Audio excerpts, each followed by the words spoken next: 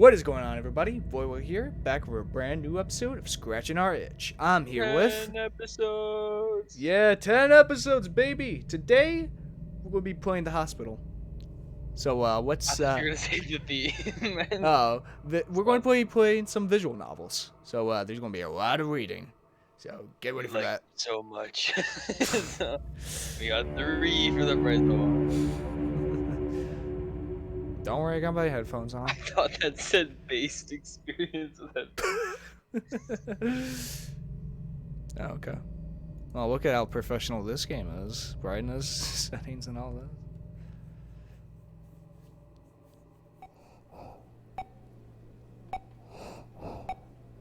Your name is Rick Grimes. Look over the flowers. Wait, what? When the virus got me, I was hoping I would be among the majority who get only mild symptoms and recover quickly, but my condition grew worse day by day. I checked into this hospital last week, barely able to breathe. I paid a lot to get a private room, and I was lucky they managed to find one. There are no vacant rooms in hospitals across the country, as the pandemic wreaks havoc. It's a pandemonium out there. So many sick, so many dying. I feel like I've become a number, a statistic.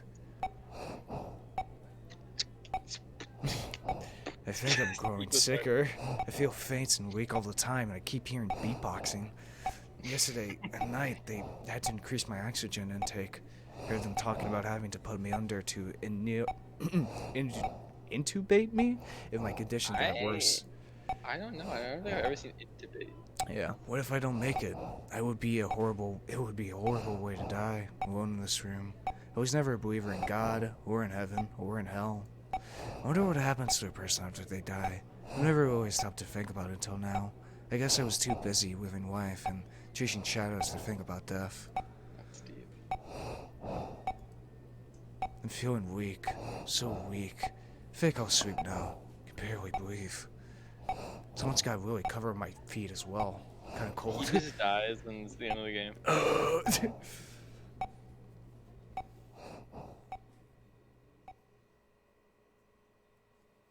The end.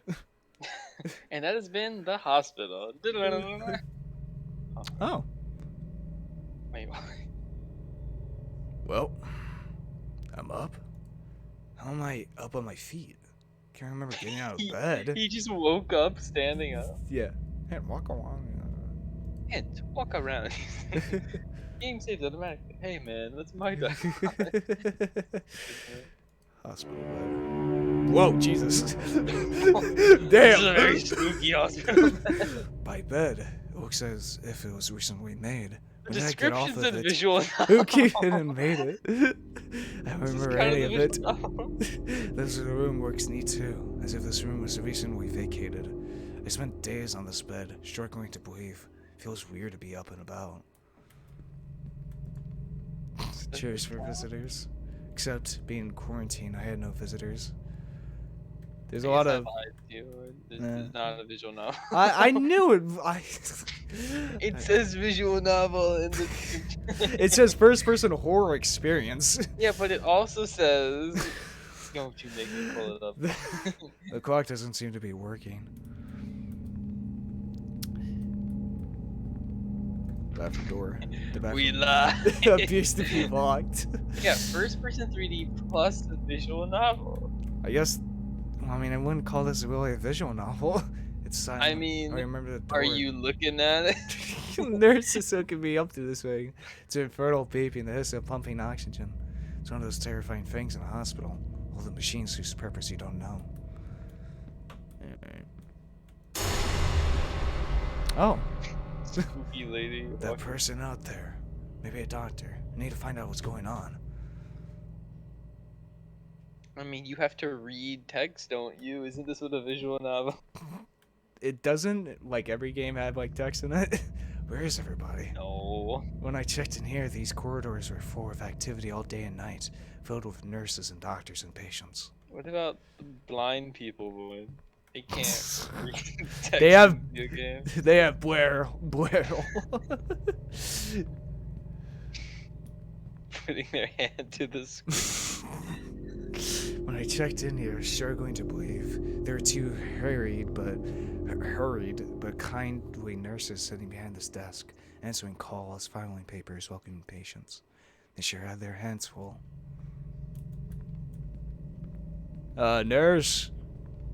Nurse, please, I need help. Yo, dead, open inside. Sealed, just like the others. Locked. That's odd. There are no room numbers on the door. For sure I'd seen room numbers when I checked in. This guy's dead. This is purgatory. Calling him now. Honestly, yeah, I think he's dead. I think that's the most logical conclusion. Yeah. Maniacs. No They what? took the numbers off the door. Didn't these doors open out to lobby with elevators? That would have been my way out. Except it looks like I can't leave this way. Should probably find another way out. Spooky! Ooh, nurse walking! You almost scared me that time. What's through here?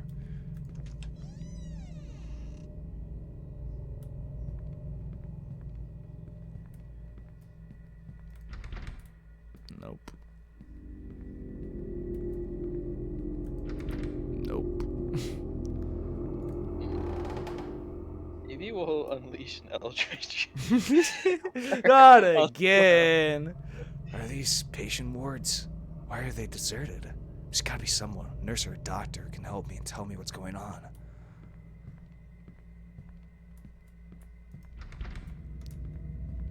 Something tells me that door ain't gonna open. Oh, Oh, hey. what? Someone on the other side of this door. Let me come on in. Oh God, this room looks just like the one I was in, but it's a Rough mess. What do we say about toilets? Damn it! How awful. There's some kind of stain. I guess the bed wasn't clean after the last patient departed. So, Oh, spooky. That figure. Huh. The sound came from out there. The figure I saw on TV. It reminded me of... No, it can't be. I must be imagining things. Maybe that's what this whole thing is. Some lucid dream I'm having while my body lies in some kind of coma.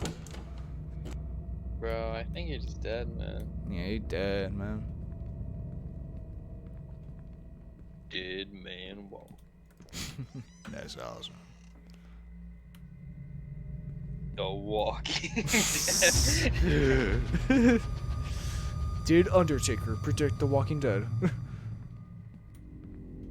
You've done it now.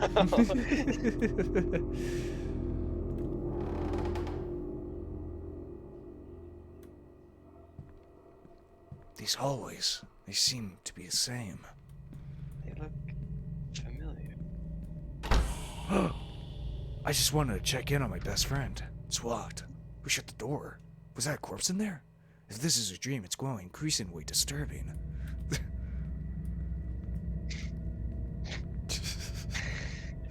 Just the idea of having a dream. Man, this dream Yeah. is really messed up. Yeah, it's kind of messed up. Is someone toying with me? Am I being led? That figure I saw.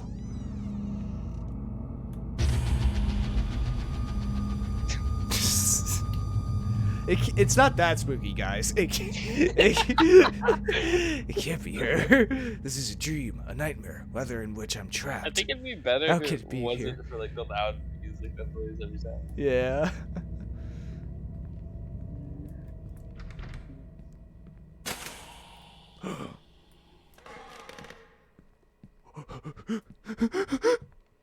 Hey, I'd like to tell you some potions. What the? What? How? How did I get here? I recognize this place. The furniture and the way they're arranged. This looks like the apartment where we used to live. Except everything looks abandoned and gone to rot. There's something on the table there. I guess never mind. Hey, honey. Would you like to pick with the thing on the table? I don't see anything on the table. It can't be. It can't be her. I can't see her face, but I know her anywhere. How's this possible? She's been dead for 4 years. Nia, is that you? That familiar silence. I would pronounce the Naya, but you know. This is some monstrous dream. Memories of those horrific events of 4 years ago are coming back to me. The doubt and the guilt that have haunted me since. Could I have saved her life? Had I done things differently? And at what cost? I'm sorry for what happened, Nia. Oh. Only cold I'm silence. What does she want?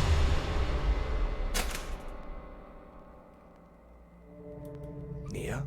Am I going crazy? Was there some fever dream seeded by my past while my body was wasting away on a hospital bed? Oh, there is something. A photo. I think this game is going to end with the flatlining. Probably. Nia, I remember this picture. We had taken it out by the beach just after yet another bitter fight. She was just 24, but by then she had already begun to show increasingly frightening signs of her mental illness that would later consume her. Erratic, violent shifts in temperament, brooding silences, thick stares, an obsession with my whereabouts, self-harm. I tried to get her to help, but she refused. When it was clear she was becoming a danger to both of us, I ended our relationship. And then it got worse, a lot worse. The phone calls, the stalking, the threats. And finally, I woke up one night to find her standing over my bed, staring at me, her dark eyes empty and waitable, her mouth stretched in chilling grin. And when I saw that she was holding in her hand, No. it can't be. Naya, please. No. I'm gonna cry. Don't do it. No. This can't be. What is this place? It's the go.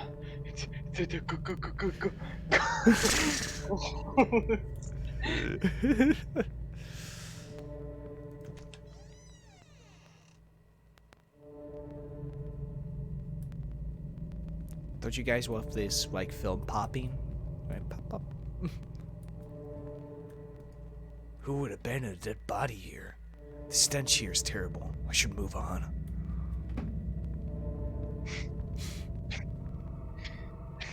Yeah. yeah. Doesn't budge. Don't turn around. The body. Oh! No! The body. She's doing this. I don't know how. She's toying with me. Must find a way out of this nightmare. I gotta go. He's Flintstone in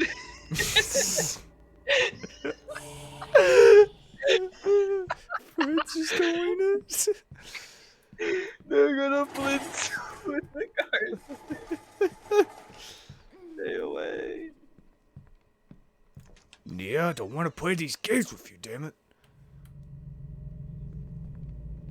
Dude, the Flintstones in their casket. Oh my god.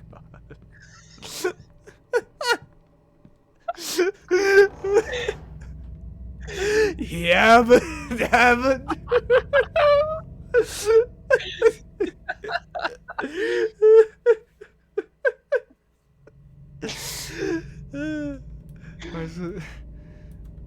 It's so spooky. It's so spooky. Forgive me for what I must be evidently On that night 4 years ago, when I woke up to find her standing over me, she was holding her knife. As I watched, she raised it and held it to her own throat. She said, "Yeah, but I don't want to live without you." Before she could, she Flintstoned herself. Before she could hurt herself, I leaped at her, grappled the blade away, and subdued her until the authorities arrived. They put her away in an institute, a mental hospital. And a week later, I got that terrible call. What happened next? No. What could have possibly happened? What are your guesses, Fraser? Oh. I won't have to guess. Nia. Oh god. Why did you do it? Why did you have to go out like this? They told me what you wrote on the note. Your last words. What do you want from me? I did what I could. Why are you tormenting me? Fucking stupid. didn't eat her Flintstone friends. Why did you eat all of the Flintstone gummies, Nia? Why? Oh, wait, Nia, how was she there? She was just. what do you want from me? I think of that note you left, the last words you ever wrote. It's on the tip of my tongue.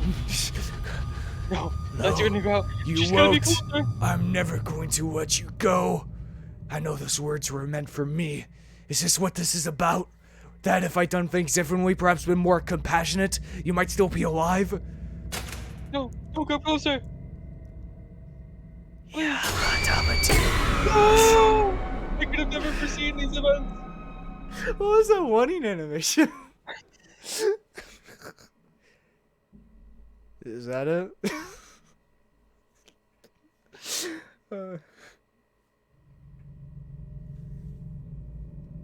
Now we have to play the game all over again. Alright, let's try that one more time. I'm back in my room. How did I get here? Nia. Is there a strange stain on the bed? No. No. But I was waiting. I'd fight for my life. Am I well? Am I well, or am I still trapped in this nightmare? See, it can't be real because. Do I dare there's go no out there? sheet. What will I find? A bustling hospital? Smiling faces telling me I'm better and I can go home? Or shadowy halls haunted by my past? Am I in a coma, trapped in a body that is wasting away while I suffer a fever dream born of guilt? Or am I dead, and this is my afterlife? Alright, don't put any mystery in this. These dread halls, and a tormented soul stalking me for all eternity. It's neither. His brain's been uploaded to a conscious. Oh, okay. Okay then, the I guess end. we won't know. Who knows? Up for interpretation. AKA...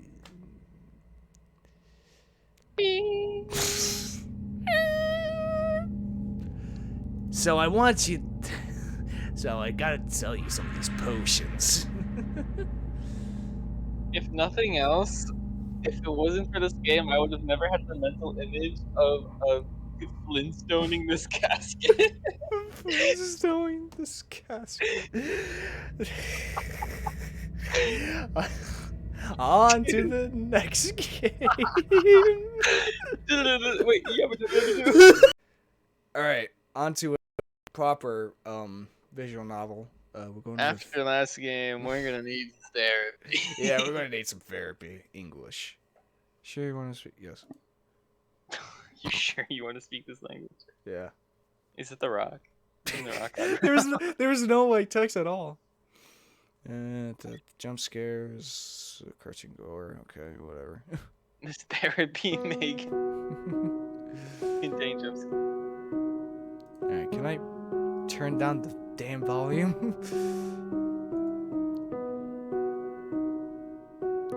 Let me just turn this down a little bit.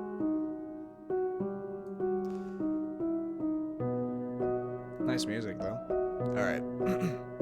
Let's play. That's what you think until copyright. We, Taylor We. Dr. Kruger is waiting for you at room 105. That is not 105. Whatever.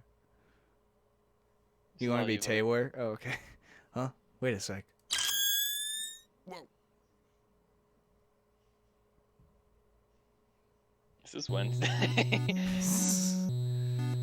Oh man, he definitely has like, oh hello. So he's going to be... Okay, I'll be Taylor then. Where the hell am I? Nah, I'm changing the stereotypes. Welcome to Career Health Stores. We are the world's leading specialty medical groups in T2 district of the Food District. Delivering more than 1 million patients a year. I am Dr. Albert Gerald. I will be in charge of treating services. What? I'm not sick. What the hell is a dream therapy? It sounds like such a scam. You must be afraid, my child. I'll have you know I am a professional. I am a PhD in marine biology. Do I Do I look like a dolphin to you? Before we start, I'd like to go over your basic information. What is your name, my child? Taylor Lee, Your age? 19. Yes. Pronouns? They, them. What brings you here today?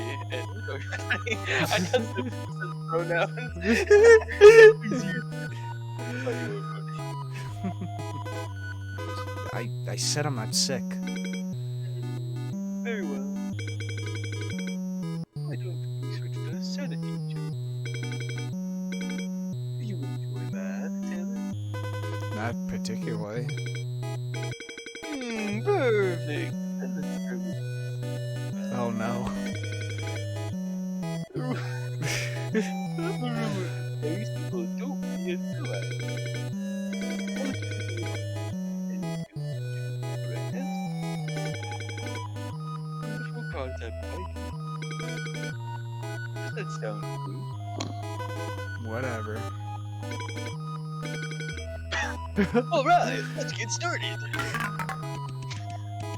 1 times 4, 4. Great job. I can't believe it. Nicely done. Okay, 5 plus 2, 7. I can't believe it. Nicely done. 3 plus 9. I think 12. Impressive.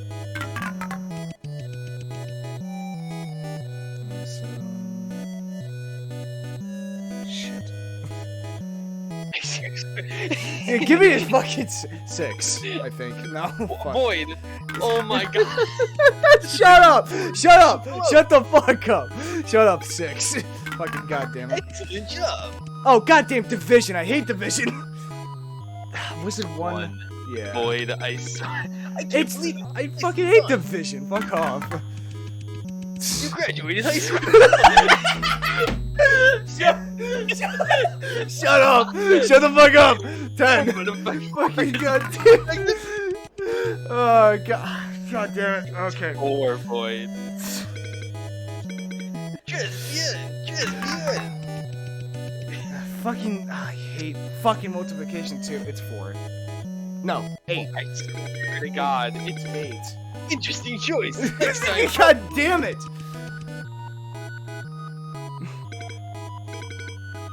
Oops. Apologies. What the hell? Is that blood? No, it wasn't. That most definitely was. No, it wasn't. Now, Taylor, time is ticking. Focus on your question first. 6 times 2. Was it 12? Yeah. Excellent job. You got most of them right. Good job.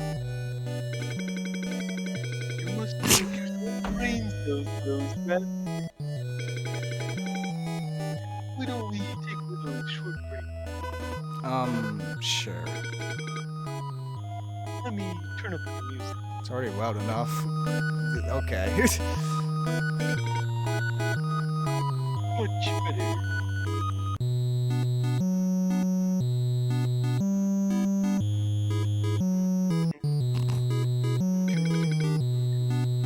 So, Huh? how are you feeling? Everything alright? I'm a bit confused, but otherwise all good. How's school? Pretty much the same. You a college student? Yeah? Sweet. Are you from G2? Yeah? Been living here my whole life. What about you? You from around here as well? Oh, well, when I was in college, I was able to solve crimes. Yes, I was born in G2. However, I did not attend college here. I went to G2 for my secondary education. Oh, at RMU? Yes, That's a pretty dope school. thank you. I'm built it myself.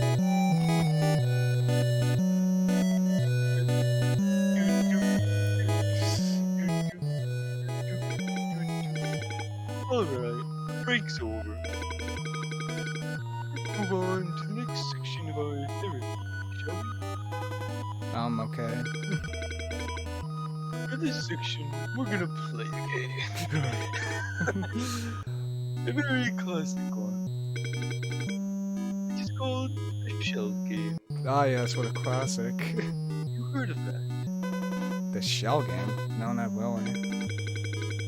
It is more commonly known as Cups and Balls. Oh, that. I suck at that game. Why don't we give it a try? What do you think? Whatever you say. Love the enthusiasm! As you can see, I have 3 cups over here. And in one of them, I will be placing a... Pardon me, it seems that we don't have any balls here. Let- So Let me childish. go get one. So fucking childish. You laugh first. Yeah, I know. Do, do, do, do, Just what in the hell is going on? do, do, do, do. What? Shut- What the fuck was that? Thank you for your patience, Taylor. I appreciate it very much. What the hell happened out there? Did you hear that? Hear what? Scream! What scream? This is a waste of time. Shall we proceed with the third one? As you can see, I have 3 cups over here. And in one of them, I will be placing a ball under it. What the fuck, man? That's not a ball. That's a freaking eyeball. An eyeball is a ball. It is a sphere. You know, that's not what I meant. Where the hell did you get it? It was donated by a former patient. Why would you use that for cups and balls? This is messed up. Actually, according to the contract, we are free to use it however we want. Jesus fucking Christ. Any other inquiries? You know, the faster we finish this section, the sooner I can put it back. Okay. Jesus Christ. Anyways, I will be shifting those cups around. And you will tell me which one you think has the ball. Is that clear? Yes, I know how the game works. Perfect. Here we go. Such impressive.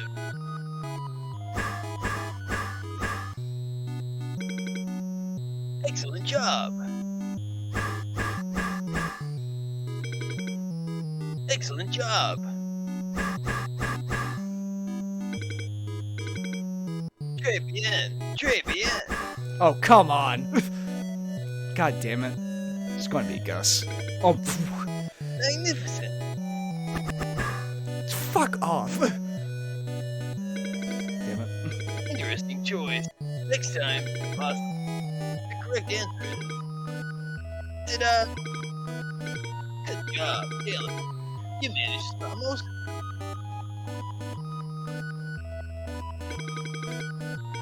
Let's take another break, shall we? Sure. Awesome. Let me turn up the music.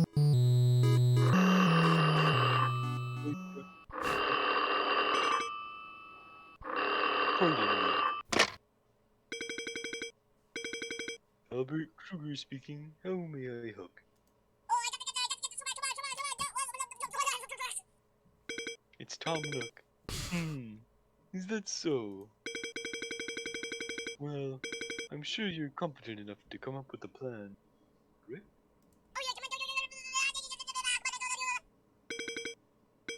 No, William. We're not killing it. I'd prefer that we come up with a better plan for resolving into that. Now please excuse me. I'm with a patient at the moment.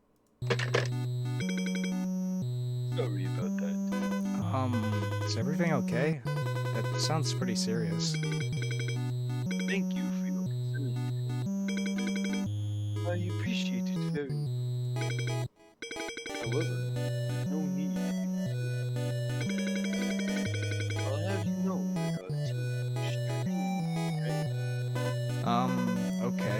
That's good to know. By the way, your last name is Kruger, right? That's correct. Just kind of curious. Does that mean you're the CEO? Good catch, Taylor. Yes, I am indeed the CEO of Kruger Corporation. In fact, my father was the one who created this company. Pretty Kruger. All I did was simply take over after his death. Is that why you came back from G4? To take over your family's business? Yes, it is part of my I see. But damn, I gotta say, pretty honored to receive therapy from the CEO himself. You're too kind, Taylor. I'm just simply doing what I enjoy doing. And not to mention, I enjoy talking to you very much. I'm glad. I say that's enough time for a short.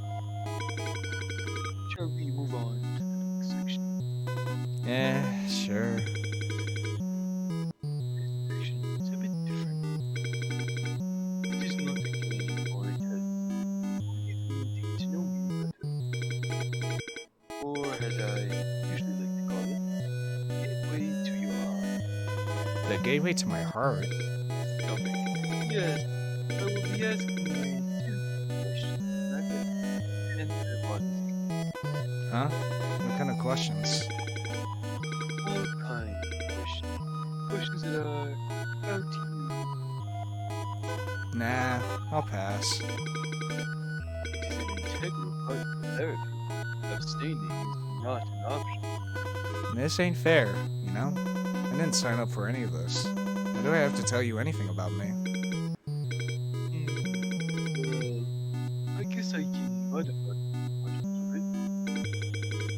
How about each time you tell me something about you, I'll tell you something about me. That's tempting. But how do I know if you're lying or not? Trust me, it's extremely important. Basis of development. It is essential for the work to go as far as it needs to. Okay, fine, whatever. Excellent. However, I do have one request. You will have to close your eyes in this section. And no matter what happens, you can't open your eyes until I tell you to do so. Can I trust you on that?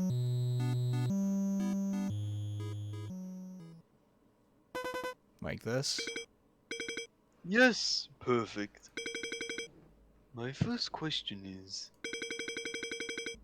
what was it like growing up in your family? Nothing extraordinary.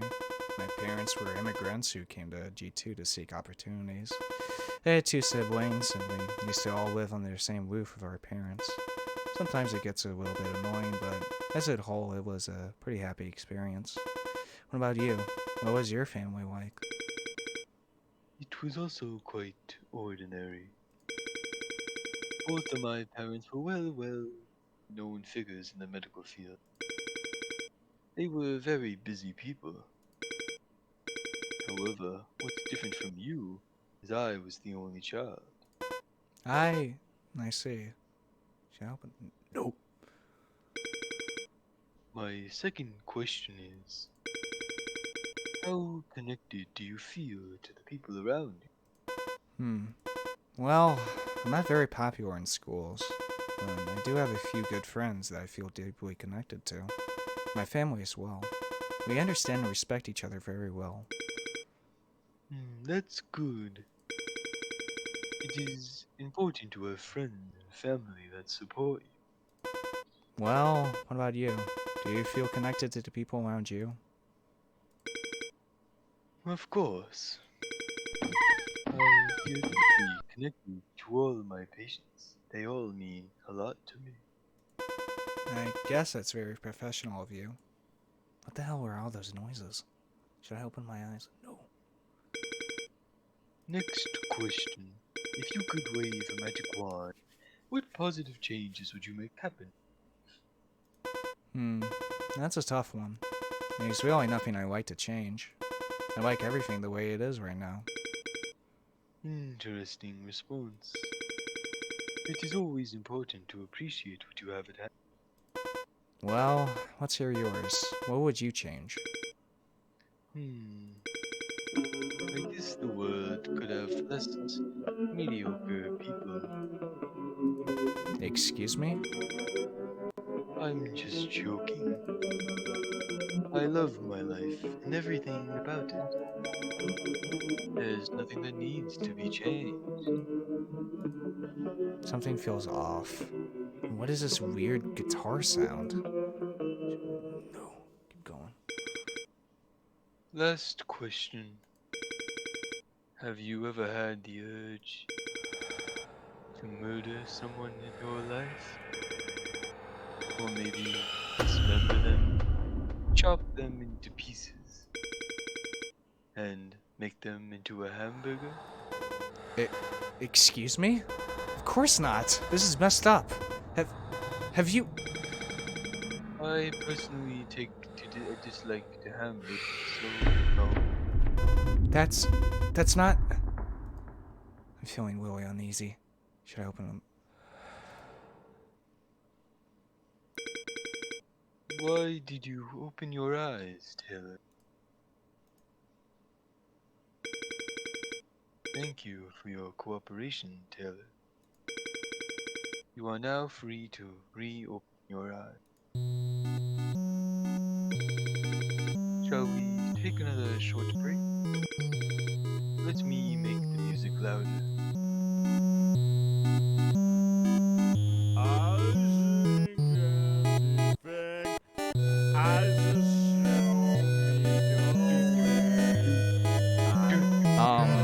Do you hear that?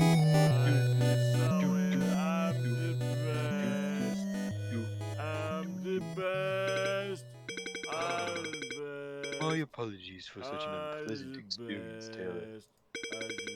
Now, if you would excuse me, I will go handle that.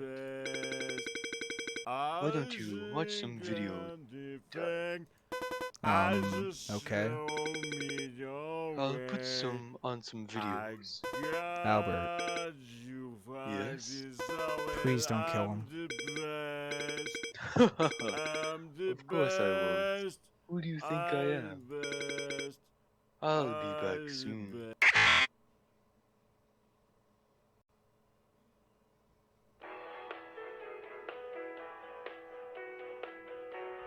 Stress.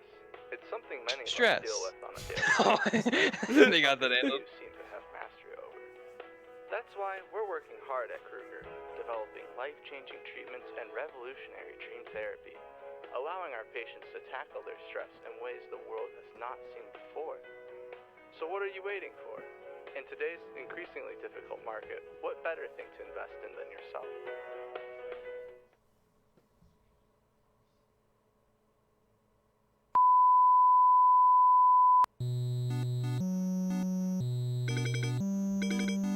Hello again, Taylor. I hope you enjoyed the video. That was a pretty cool commercial. Thank you. In fact, it is a bit out of date. I plan to update it soon. I see. Did things get resolved with that dude? Yes, resolved peacefully. That's good. Are we ready for the next round of therapy? Yes, sure. This section is going to be a lot more fun than previous ones. Have you, by any chance, heard of the Rorschach test, Taylor? The Rorschach test? Isn't that the thing where they show you a picture and ask you what you see? That is correct. It is a psychological test developed in 1921 to re-ensure underlying thought to examine a person's personality, characteristics, and emotional function. So far, this section, I will be showing you a series of plots, and you will tell me what you see in them. That clear? Yeah, crystal clear.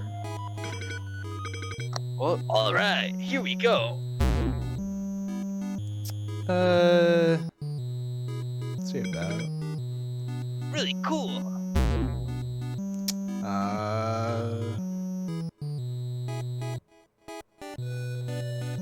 Butterfly. Really cool.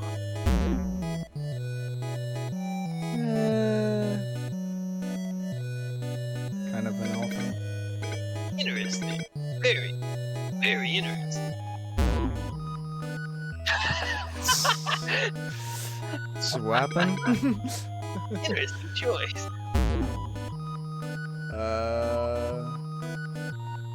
Moth. Is that what you see? Human. Fascinating choice. Human. Interesting choice. Swatter?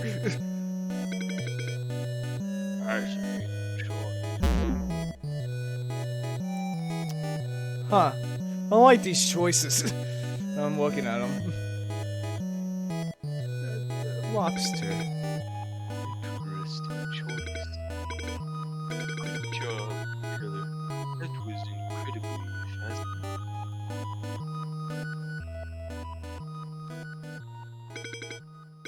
Well done, Taylor. Well done. I am so proud of you. I hate to say that, but we're getting close to the end of our therapy. I just wanted to say I really enjoyed speaking to you. And I really appreciate that you chose Kruger Corporation. I actually didn't, but no worries. It was also a very interesting session for me. I'm glad you enjoyed it as well. That means a lot to me. May I ask what was your favorite section of the... Favorite section? They were all pretty cool, I guess. You're too kind, Taylor. I'm so glad to hear that. Would you mind filling out this post-therapy survey for me? That would mean a lot to me. Sure. Happy. Happy. Happy. Stop. Oh my god, it's damn void. Thanks a lot. That was a big help. Before I let you go, can I have one last request? Sure. What is it? Will you sacrifice yourself to me to this? Huh? Huh? We need you for building a better future of G2 District. We need you to feed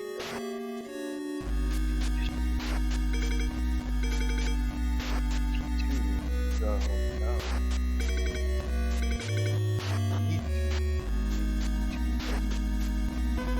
What do you mean feed the hungry people? love. They will be grateful to you forever.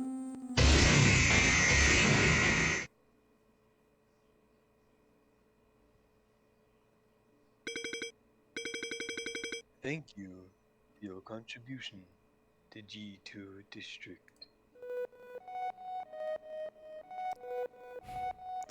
Bad. Damn, that was a good. That was a damn good game. There's 3 endings. There are.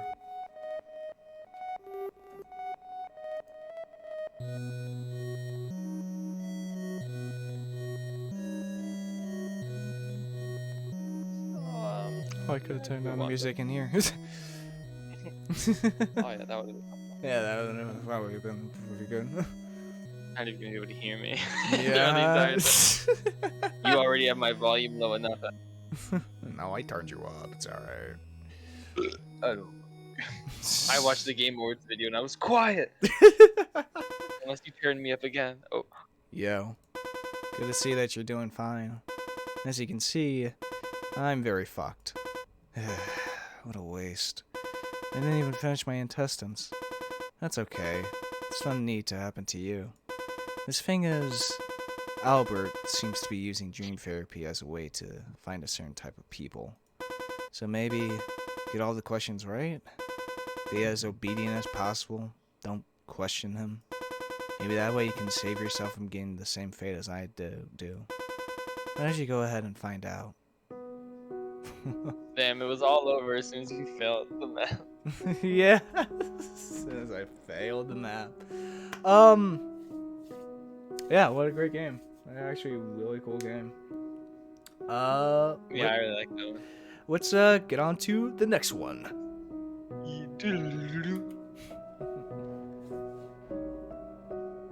Okay. We're here. We're at Stillwater. Wait, Yeah. let's start. Yeah, for everybody at home watching, I want you all. I have a tummy ache and I'm being very brave about it. Yeah, he's being very brave about it. All right, everyone, give a applaud to Fraser over here. Thank you.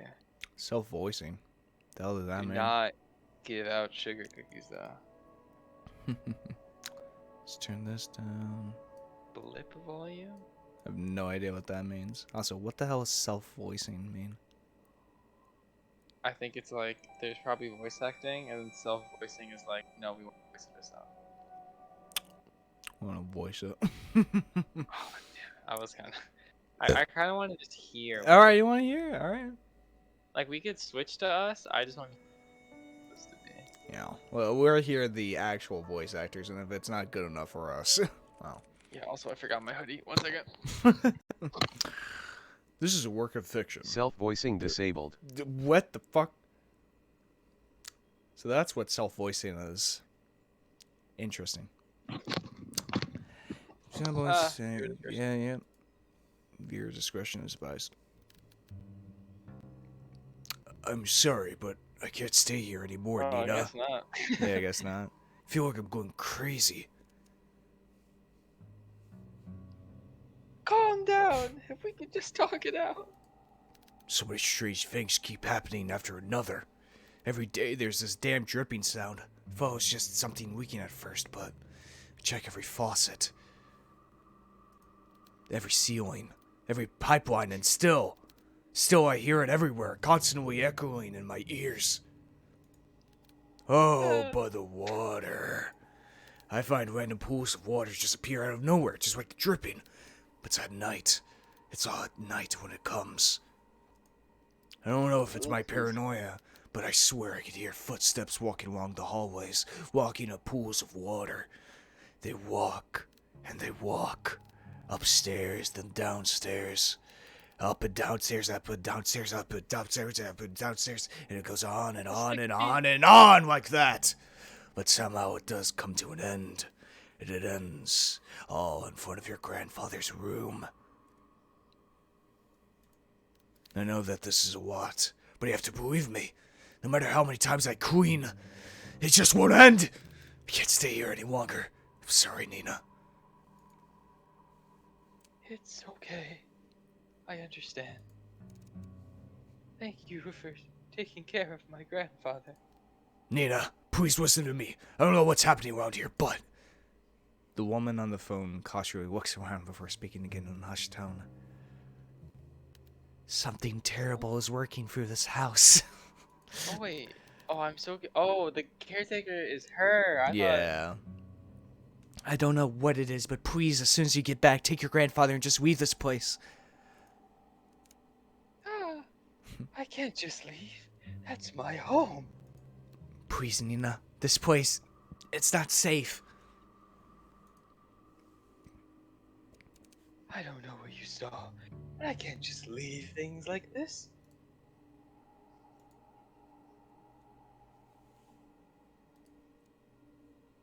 It's my home. It's my home.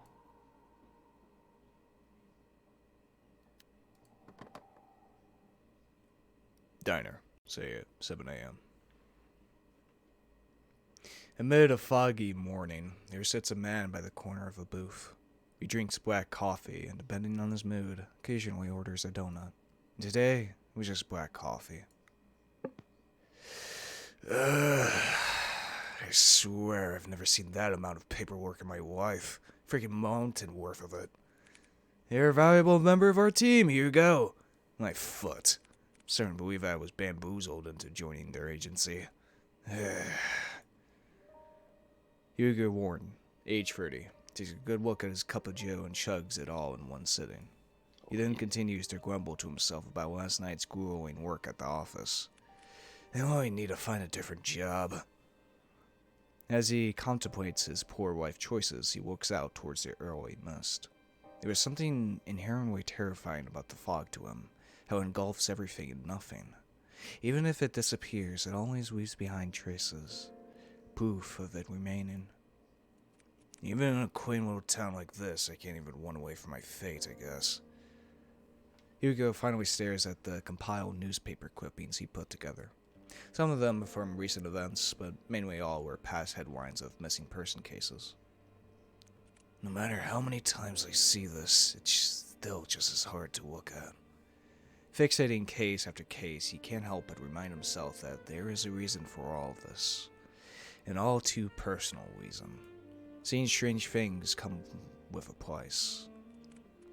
In the end, I'm the one doing this to myself. And we're just jumping back into this. Yeah.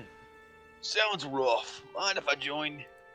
An annoying familiar voice interrupts his train of thought. He slowly looks up to see the one responsible, although reluctantly. Good morning, Hugo. This works. Yeah, it works. Hugo scowls and turns away from him. He then gathers the files and shoves it back into the binder. Meanwhile, the tall man takes this as an initiative and sits at the opposite end of the booth. He greets the waitress passing by and orders himself the hefty body breakfast special. with an extra plate. As usual, the waitress is happy to oblige and goes back to the counter to away his order. The man then looks back at Hugo. He sees the empty cup and the now jumbled newspaper clippings, all the while Hugo is trying to ignore him. You really should eat something with that black coffee. Not ordering any donuts today. I'm fine, Noah. I'm just not in the mood, okay? Not even a little. There's a momentary silence between them before Noah disturbs it once more. Well, too bad for you. I ordered a big breakfast. Two? We can make it if we try. As if the world could grace Noah with an even more perfect punchline, the food arrives. That was What? really quick. Why the hell did you order for the two of us? Just eat what you want to eat, don't worry about me. Wow, this looks so delicious, right, Hugo? Are you even listening to me? Come on. Come on, we both know that if you don't eat now, who knows when you will. And I'm not about to let you faint again, who knows if you'll ever eat again. So open wide. Noah Here comes the airplane. Noah D. Leon, age Sugar, 27, sugar. a natural born charmer, is just as equally persuasive as he is threatening. With a pensive look, Hugo The finally Leon gives in. Tiger on He Earth eats the generous. It's one of the two, I know that. Without further complaints. It's good. Right? Good food will always help you cheer up. Damn him, I got swept away again. Oh, by the way, the chief will be out for business trip. She mentioned it would be for a couple of days. When did she tell you this? I didn't hear anything about it. Yesterday, I think. Yesterday? She told me to sort out the cabinets yesterday. She didn't mention anything about business trip. Well, too slow. I guess it was pretty sudden one. She did tell me to tell you. And lucky me, I know where you go everywhere. That's kind of creepy, Noah. You know what? I'm not surprised anymore. Well, what do you want to do? We technically have the day off. I'm going to head back to the office. There's a couple of boxes I didn't get a chance to sort out. In that case, I'll come with you. Why? You could just rest for the day. And pass up this opportunity to get to know you better. Quit it.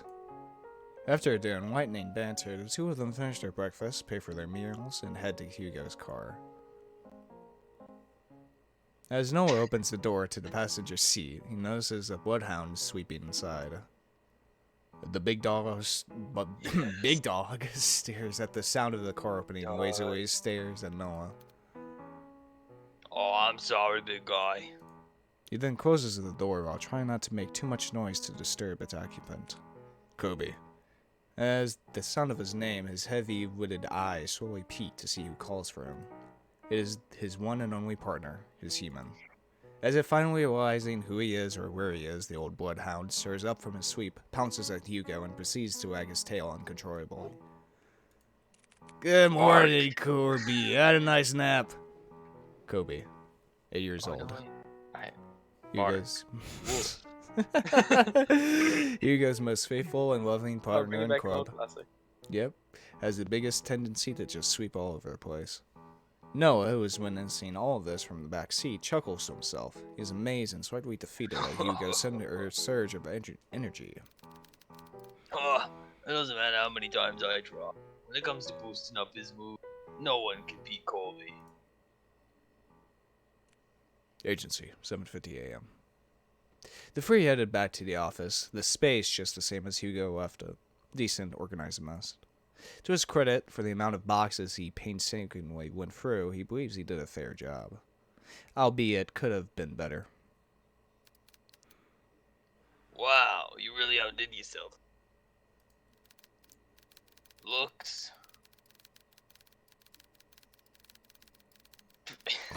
It looks. Is there more text? I can't see anymore. Oh, less crowded. Ah, shut it, will you? Hey, you look. I said I was going to get to it. Yeah, looks. Thanks, boy. Before Hugo could continue to give deserved head pats, he notices someone. A woman stands timidly, peering outside from the storefront. The woman appears a bit frantic. Disheveled and wearing ill-fitted clothes, she appears to be distressed about something. When she finally makes eye contact with Hugo, she immediately rushes in. What? I'm so sorry. I know that the close sign is up, but I saw you come in and There you are, miss. I need your help. My grandfather, he... Before she can continue, Noah swiftly intervenes.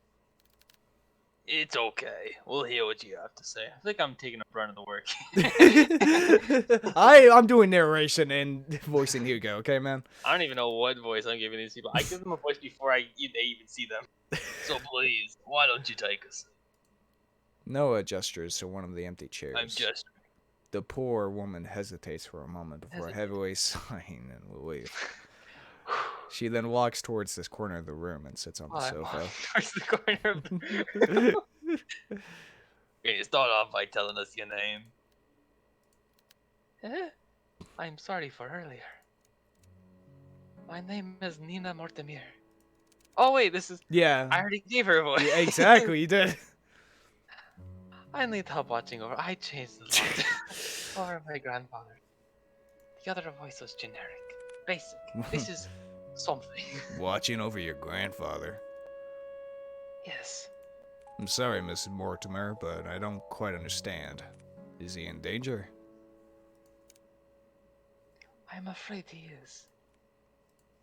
Miss Mortimer, if that is the case, wouldn't contacting the police be better? No. I tried requesting their help, but they all gave me the same answer. There is nothing they could do about it. If only I knew who Luis was. Louis? No, Nina. Luis. Okay. Nina fidgets at the name. She looks to the side before reaching out from her bag for an antique letter. I have this old antique letter. My grandfather, he received a cryptic message the other day. It didn't come with an address or the name of the sender. However, the only thing I did pick up was that name. As she hands over the letter, Hugo notices her hand slightly shaking. Whatever lies in this note must have shaken her this badly. You're saying this out loud. Delicately, Hugo removes the content of the envelope and unfolds it. At first glance, it seems like any normal wooden message. Person named Louis asking the other, Henry, to come meet him by the lake at midnight, needing to share something important with him. However, what's eerily striking about this letter is not the message itself. Rather, at the bottom of the page, a sentence far more disturbing is when, I am coming for you, Henry. Were there any other letters like this? Yes, a few of them. I thought it was sick joke at first, but this one was different. Up until now, I've never heard of anyone by that. Not a relative or family friend, but they clearly know who my grandfather is.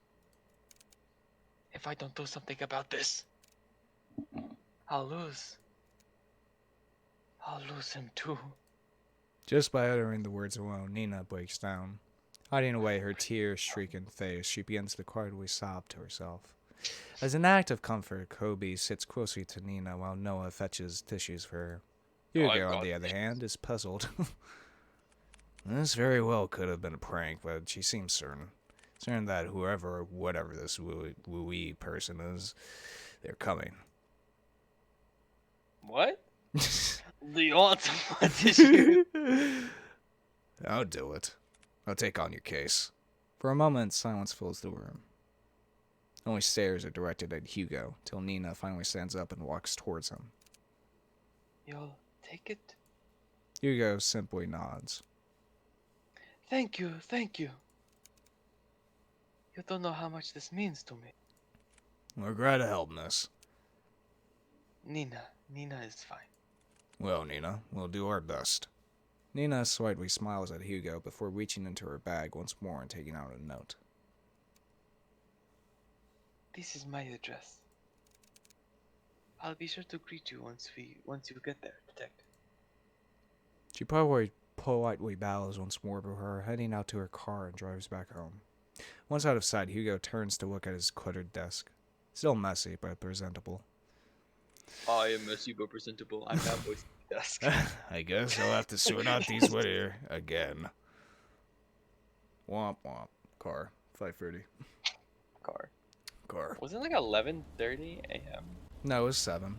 From the ongoing downpour to the quiet hums. 7 a.m.? That's even Yeah, worse. I don't know.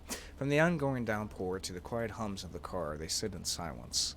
Still miles off from their destination, Hugo constantly checks their rear view mirror. Noah, who usually chats his ear off by now, sits completely still. He looks out to the passing streetlights, reserved and distant. Hey, you're a lot quieter than usual. What's wrong? Oh, this is a surprise. Have you been looking at me, Hugo? No, you idiot. You usually just talk a lot, that's all. Oh, you've been eyeing the old Noah, haven't you? Shut up. You miss me talking on. Is that what I'm hearing? Just say it. I didn't want to offend Nina, so I kept quiet until she finished. But it's her last name that caught me off guard. Have you heard of the Mortimeers? A pretty distinguished family. Well, they used to be. What do you mean? They've been struck with so many tragedies that over time began to curse to something. Every other year I would see a headline on the news about one of the family members' deaths. And you know what's strange? All of them have been labeled as accidents. No foul play, no nothing. Just another unfortunate event for the family. Maybe I understand why she wouldn't go to the police. She probably thought they perceive her as a paranoid or hysterical. Or worse, crazy. I can't imagine all of this for them. And most of all, who knows what we'll find there. Is that why you Hopefully just? some water for my voice. Is that why you decided to come with me? Well, partially. I'm all worried about you, though. Hmm. Think of it this way. I'm the appointed driver. When you decide to do some pretty reckless, I'll be there to drive you to the local hospital. Yeah. Besides, 2 are better than 1. Exactly. I was fine with Kobe coming with me. 3 better than 2. Yeah, is better than 1. Wow. What a method actor. You know what? I really fit with Hugo as well, man. Even worse. Actually, Passing through countless dirt roads and steep cliffs, the estate reveals itself beyond the evergreen. Nestled and That's tucked twice away the- from prying eyes, it stands tall, looming from a distance. Hugo and Noah could only gaze at the sheer scale of the manor as they parked adjacent to Nina's car. Wow. And to think she came all this way just to arrest us. It took us more than a couple of hours to get. Maybe she really didn't have a choice. What do you mean? Come on, she's waiting for us. There's always a choice, you. Immediately after exiting the driver's seat, a sudden sharp pain weighs heavy on Hugo's chest. Gasping tightly as his coat, he begins to gasp for air. His gaze hazens as he leans close to the car. Like a fish drawn out from sea, desperately heaves, but his ache he harbors pales in comparison to a pain far more excruciating. Is it the house? No, something far more sinister. He feels it. Someone is watching him. A piercing gaze fixed on him, like rearing at a bug and waiting to strike. I'll never forgive you. What the hell? Damn it, already? I need to hurry or else. Hey, you alright? Noah calls all to him, snapping him out of his fixated trance. Kobe nudges his head against Hugo, whining with concern over his partner's well-being. Did you hear that just now? Hear what? That voice. It was so close to my ear, Is everything alright? No, I'm fine. Don't moan me. I'm just a bit winded out from the trip, that's all. I'll be at... I'd be happy to make you coffee at the very least, and if you take one more of my lines, I will throw you into the house and you will never leave again. If it's no trouble.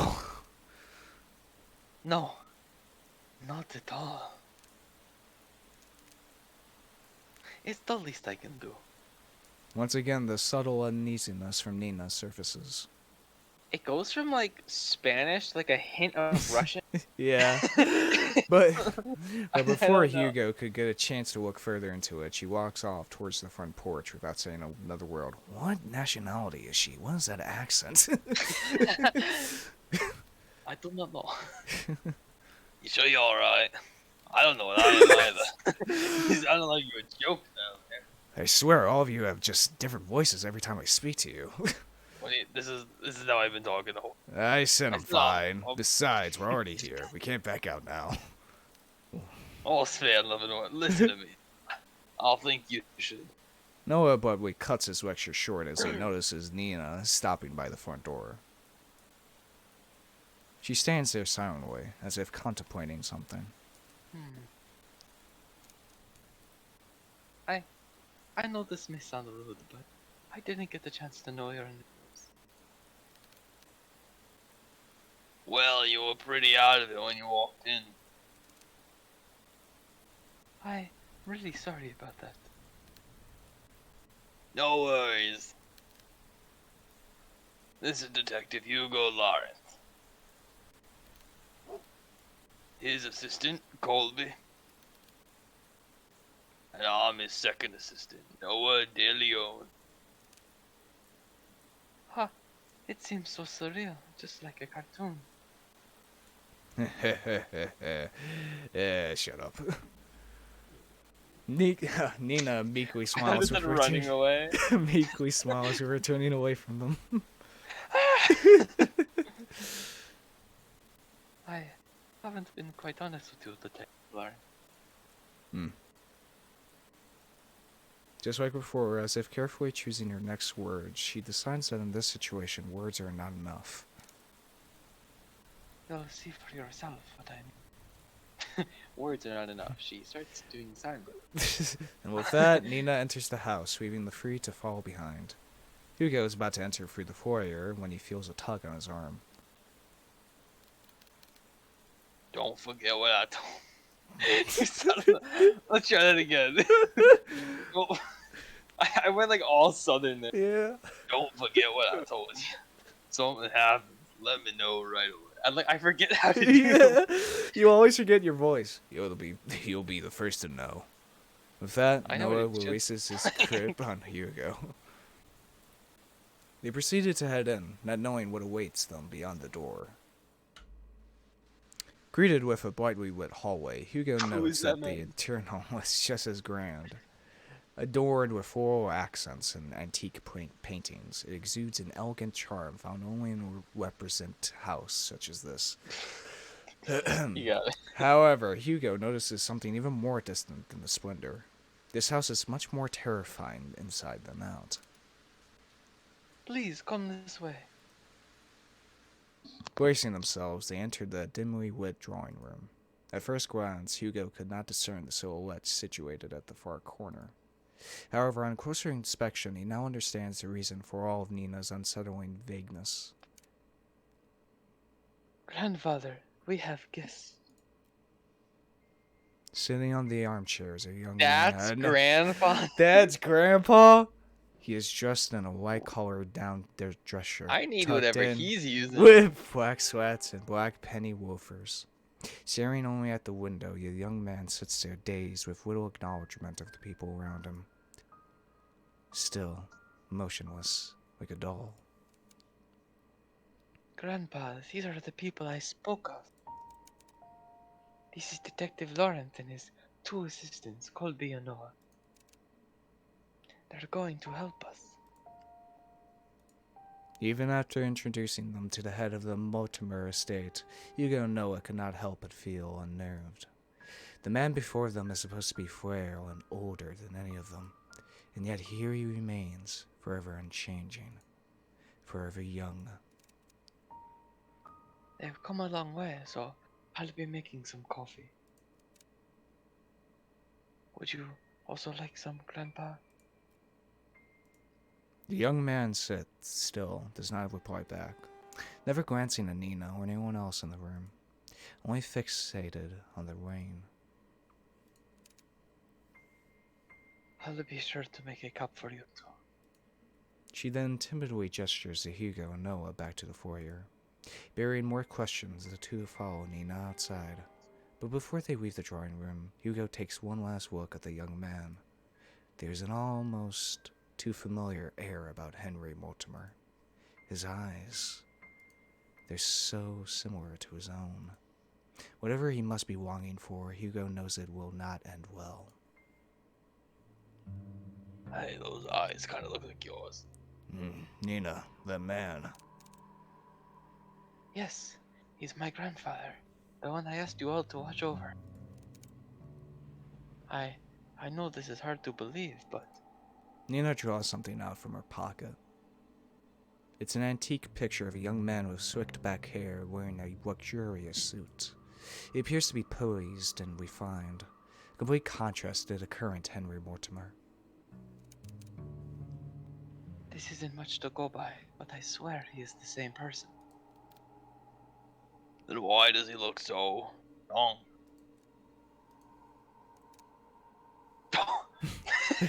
Disappeared? It happened a few nights ago. I was on my way to get a cup of tea when the loud coming from my grandfather's room. I was worried that something fell over, so I went to go check. When I opened the door, I found him collapsed on the ground. I rushed to help him up, but when I did, he looked so different. So many things were rushing to my head, and yet he felt so familiar to me. He wore the same clothes as my grandpa wore that. And his face, I recognized his face. He just looked younger. That was also the same night. It was next to him, already opened. I am sorry again for all this. No matter who I went to, they either said that something was wrong with or my family. With everything going on, maybe they're right. The pools of water, the dripping sounds, the letter, and now this. Maybe my family is really cursed. They're not. Curses aren't real. Detective? I think we usually get too involved in believing that sort of thing exists. In reality, the ones who fixate on it feeds off of it. Rumors, doubts, lies, all those things are what they want to become real. Deep-rooted emotions like that can't possibly be healed or fixed right away. But like a curse, those emotions drag other people down with them. Personally, I think you were caught up in all of this. But I assure you, we'll see this through. For you and your grandfather. Thank you. Good. Now, our first priority is to find out more about Wooly. Thank you. Good. Willis. Nina, the letter you showed us back at the agency. Do you have it with you? Ah, yes. Here. Do you mind if I borrow it for a bit? I'll be sure to give it back. I don't believe you. Of course. I'll check upstairs. Noah, you and Kobe check the ground floor. Got it. Before they leave to do their own investigations, Hugo grabs a hold of Noah's shoulder. He leans in, close enough for Nina not to hear. Oh. Keep a close eye on Mr. Mortimer and Nina. Especially Nina. Okay. I'm counting on you. You too, boy. And with that, Hugo heads upstairs, starting his investigation.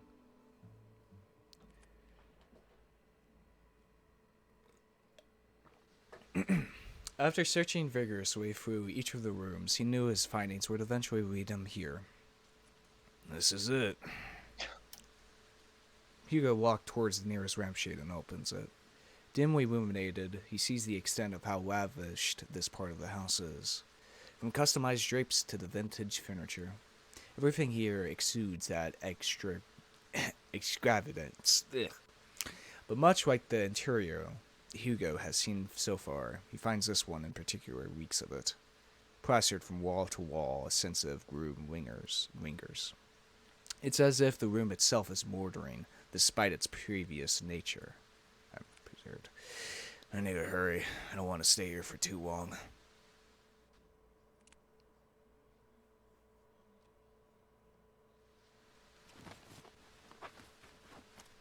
It's not a goddamn thing in here. Some nice noir Yeah. 40s music.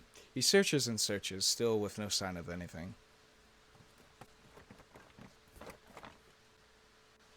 Not one thing pertaining to Willis. Damn it, nothing? It's as if he cleared out everything, just blank everywhere. No, it has to be here. Just missing something. Ponders again before remembering the letter. This is the only proof Willis exists so far. I'll try to read it again. Maybe I overworked it. As he takes the letter out from the envelope, he notices a change within. Bearing no foreboding threat at the bottom of the page, it looks just like a regular letter. What the? If you can't come, then I understand. It's pretty dreary after all.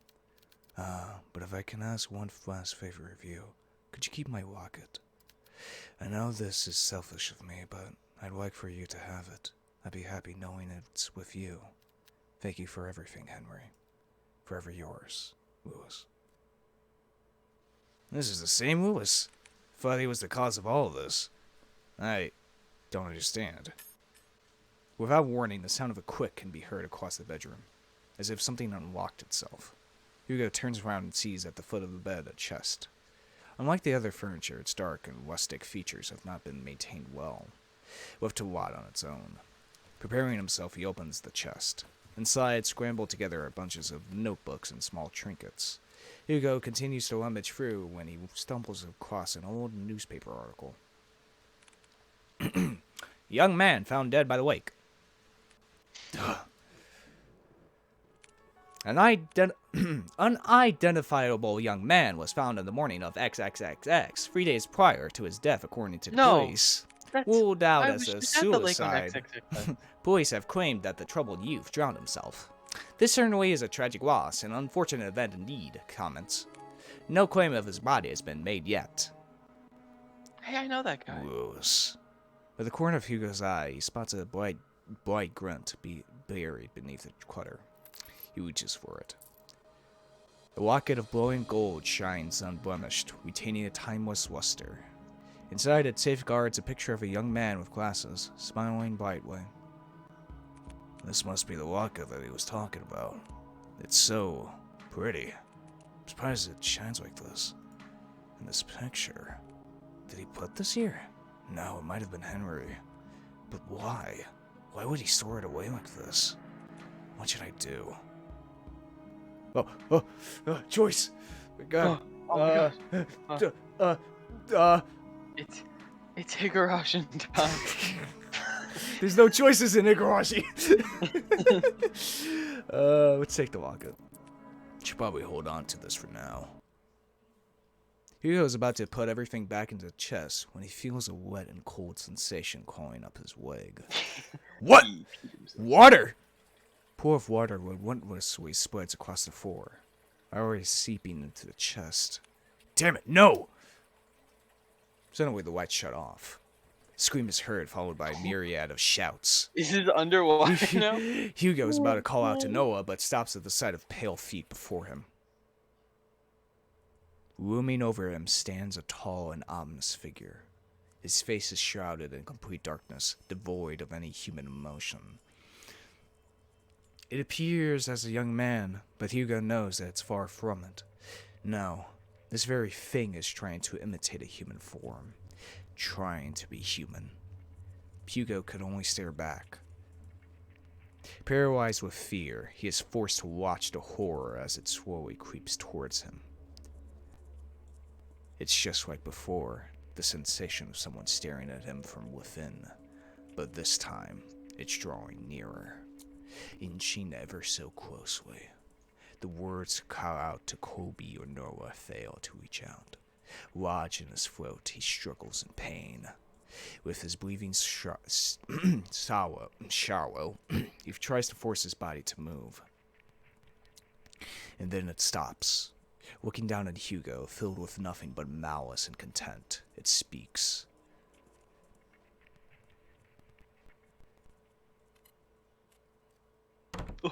Don't get in my way. All of a sudden, the door to the bedroom slams shut and the entity disappears. The tension from his body finally releases its agonizing grip, and he gasps desperately for air. His vision blurred and breathing jagged, he staggers towards the door. He yanks at the handle several times, but it's tightly jammed. Fuck! Noah, Kobe! To his dismay, he is only greeted with silence at the other end of the door. Damn it! From a distance, he faintly hears the sounds of Kobe's relentless barking as it gets further away from the house.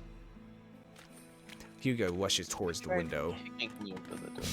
He tries to pry it open, but just like the door, heavy force prevents him from doing so. You tried breaking the... Fuck this! Flankly looking around the room, he spots a nearby chair.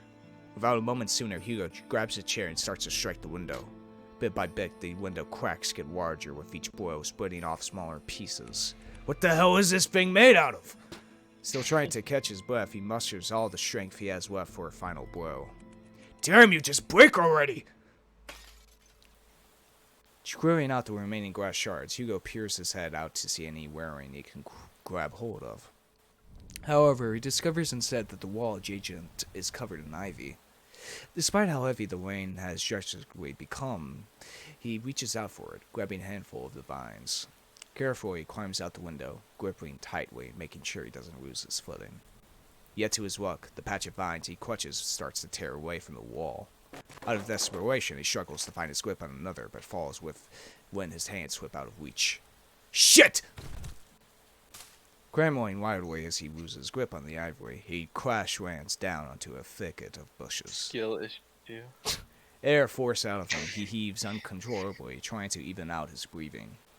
But even that is laborious. An immense pain spreads out across not only his back, but his entire body. God, I'm getting too old for this. Although his body screams out in pain, he forces himself up. There's still time. I can do this. I have to do this. With staggering feet and haggard breathing, he makes his way to the place where it all started. To the lake, where this tragedy starts and ends.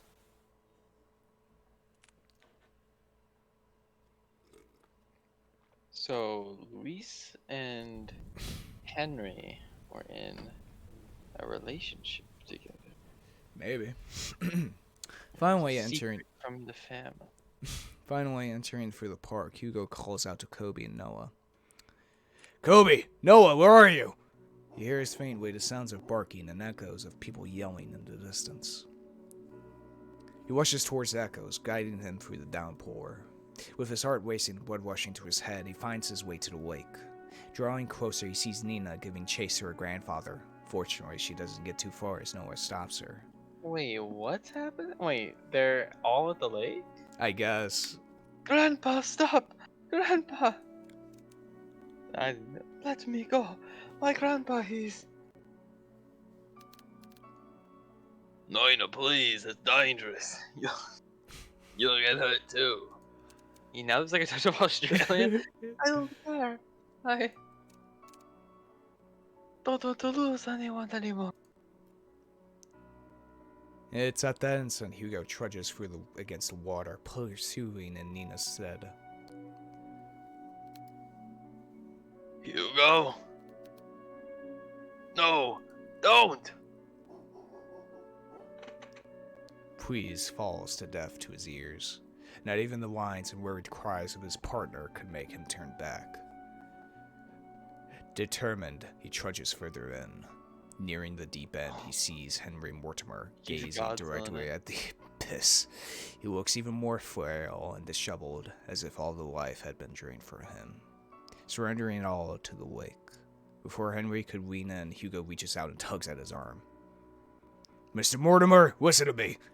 Nothing is waiting for you down there, so please come back to the shore with me. Motionless and unresponsive, he stares deeply into the water. There are so many things we cannot afford to lose in our lives, and you're one of them. To Nina, you're all she has left. She needs you, Mr. Mortimer. Hugo felt it. A slight jolt from Henry's arm, as if stirred by the mention of Nina. He slowly turns to face Hugo. Nina. However, just as cool and violent as the storm, Henry jerks back, wrenching his arm away from Hugo's hold on him. Oh, this is my fault. If only I got to Lewis sooner, then none of this would have happened. Henry inches ever closer to the edge. Lewis, I'm sorry. I should have. Should have what? Gone in his stead? Gone with him? You know that wouldn't resolve anything. Not for you or Lewis. I read what he wrote to you those years ago. He understood if you didn't want to come see him. But the thing is, Mr. Mortimer, Lewis never thought anything less of you. The locket is proof of that. Lewis's locket? Yes, it's a symbol of his love for you. That's why you don't have to shoulder all of that pain by yourself anymore. We can talk about it. About you and Lewis. All of it. Together. Hugo extends not only his hand to him, but a promise. A promise that Henry had yearned for so long. A way to forgive himself. He hesitates at first. What fool believes in the deserved forgiveness? Such a thing doesn't exist. And yet, despite everything, Hugo still reaches out to him. To this stranger. Maybe he can be forgiven. Just as he was about to reach out for Hugo, a hand slithers around Henry's instead. Its arms unnaturally contort around him, while its head perches on his shoulder. This thing, this Ruis, is no longer pretending to be human. With piercing cold green eyes, it glares directly at Hugo, mocking him, cursing him, wishing nothing but despair. We can be saved. We can be forgiven. There is only one true way out of this. I will share with you the most happiest ending. Before Hugo could reach out for Henry's hand, he disappears into the water. Mr. Mortimer! Without hearing the anguished cries and desperate pleas, Hugo dives in after him, into the abyss. Okay. Plunging into icy waters, Hugo feels shock running rampant throughout his body, like spikes continuously piercing from his legs to the tips of his fingers, fiercely and unyielding. His chest tightens and his heart races as he begins to kick his legs, hoping whatever way he goes, he'll find his way to heaven. Hoping whichever he goes, he'll find his way to heaven. It's okay, Void. You can click out. Take over.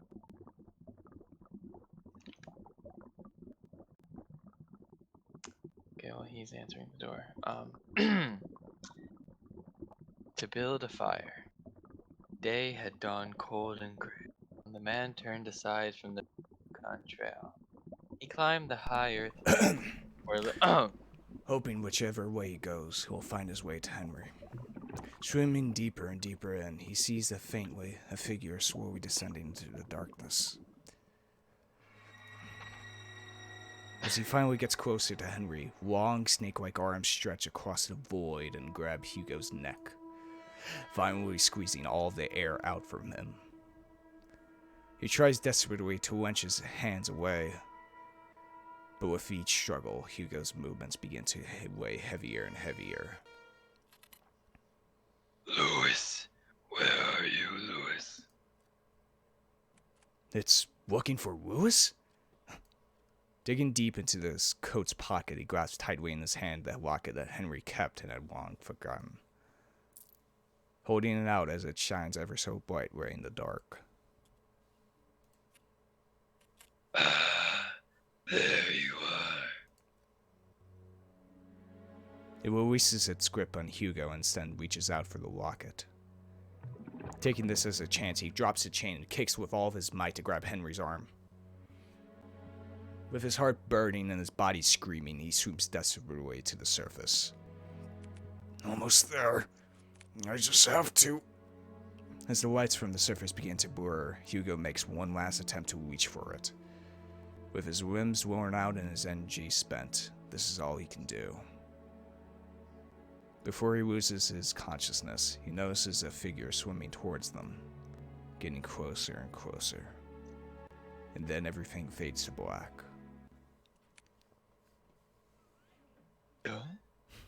Drifting along with what feels like an endless sea, Hugo courses through wave after wave, not knowing where he's going or caring for that matter.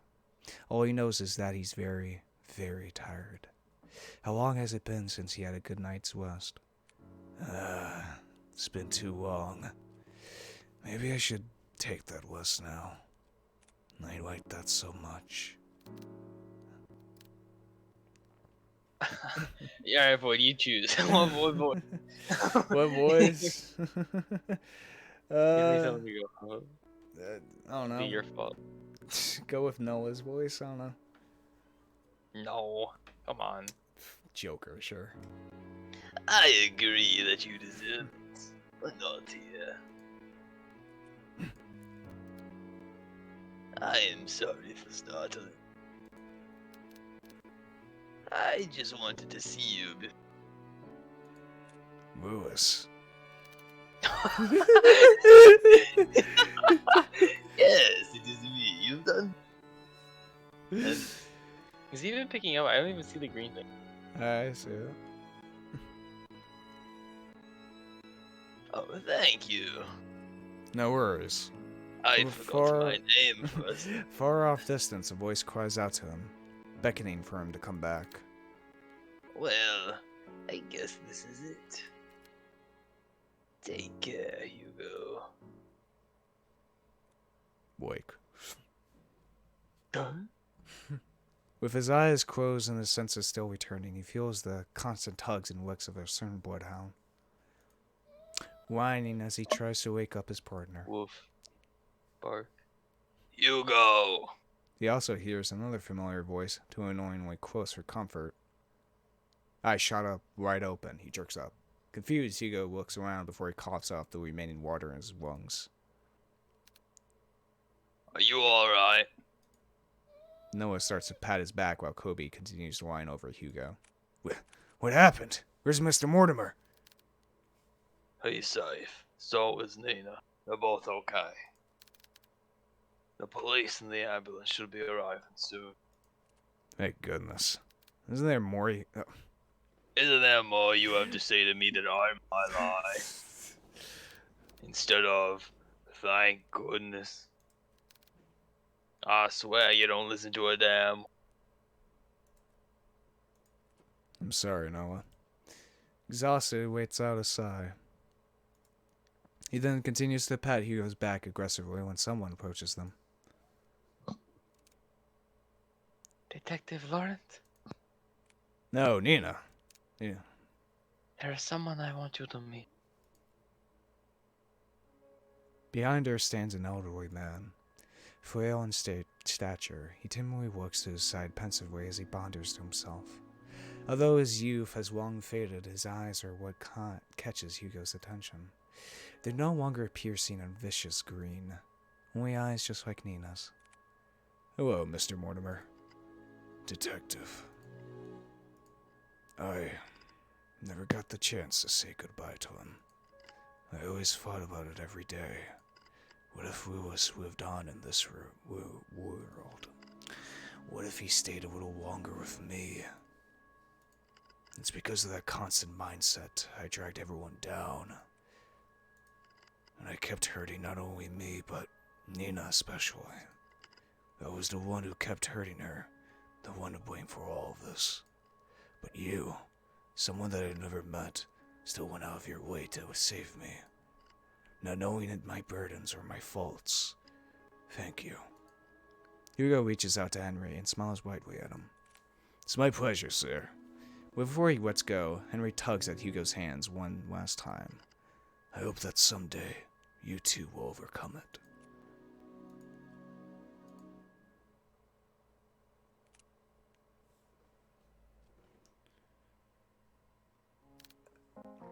Well, good morning, Hugo. You're bright and early. Morning.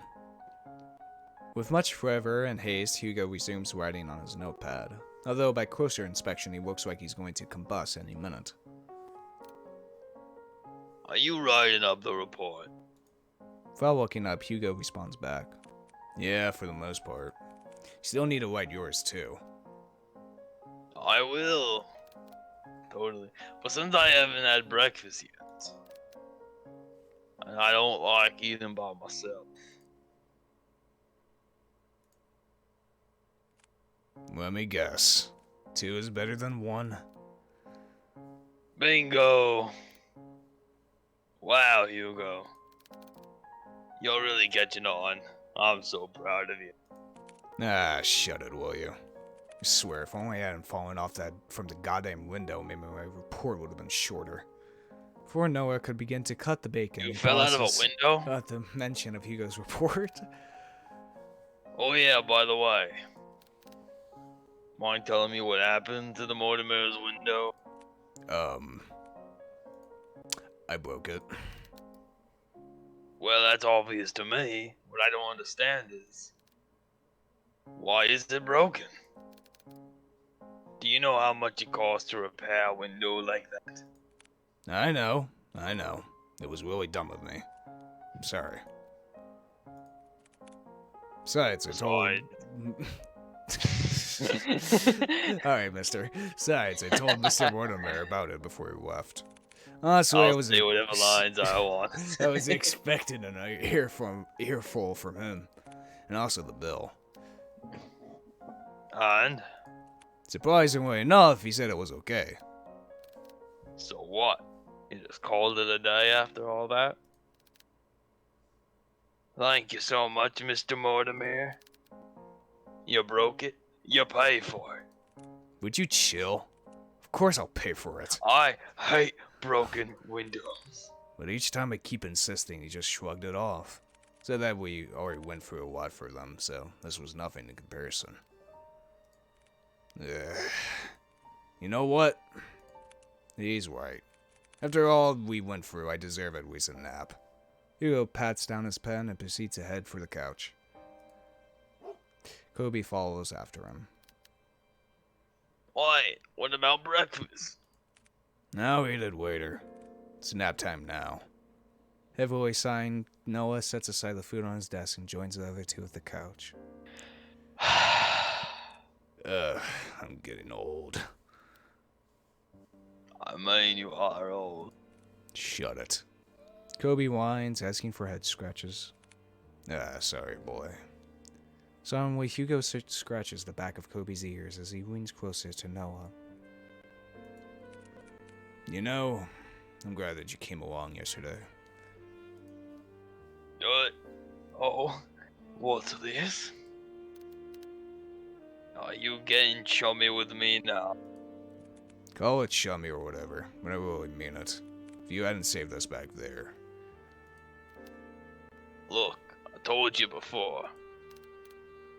I'll be there whenever you get yourself into reckless stuff. Besides, didn't you say this was nap time? Get some rest. That's in order. You deserve it. You too. A calming silence fills the room as the three fall deeper into sleep. No big parties or celebrations, just each other's comfort and sharing the small but rewarding night's rest. Good night's rest. Night's rest. Good. Oh my god, Finally my got voice. the good ending. Yeah, we finally Your did- voice? What do you mean? Oh, okay, shut it. Huh? I commentated most of that motherfucker. I put my voice.